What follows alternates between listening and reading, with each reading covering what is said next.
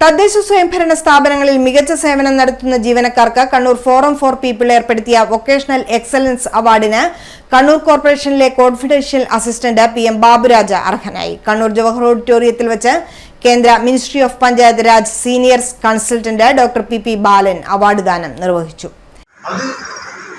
അങ്ങനെയുള്ള വ്യക്തികളെ കണ്ടെത്തി പ്രോത്സാഹിപ്പിക്കേണ്ടത്, സമൂഹത്തിന്റെ മുഖ്യധാരയിലേക്ക് അവരെ ഉയർത്തിക്കൊണ്ടുവരേണ്ടത് നമ്മുടെ ഓരോ വ്യക്തിയുടെയും കടമ തന്നെയാണെന്ന് വിശ്വസിക്കുന്നു.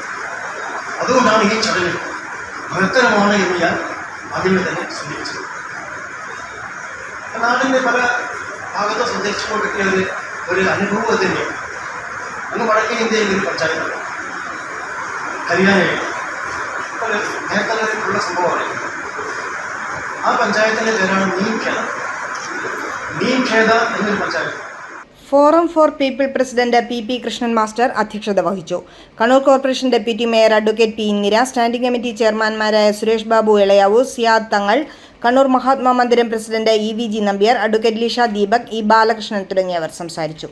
തദ്ദേശ സ്വയംഭരണ സ്ഥാപനങ്ങളിൽ മികച്ച സേവനം നടത്തുന്ന ജീവനക്കാർക്ക് കണ്ണൂർ ഫോറം ഫോർ പീപ്പിൾ ഏർപ്പെടുത്തിയ വൊക്കേഷണൽ എക്സലൻസ് അവാർഡിന് കണ്ണൂർ കോർപ്പറേഷനിലെ കോൺഫിഡൻഷ്യൽ അസിസ്റ്റന്റ് PM ബാബുരാജ അർഹനായി.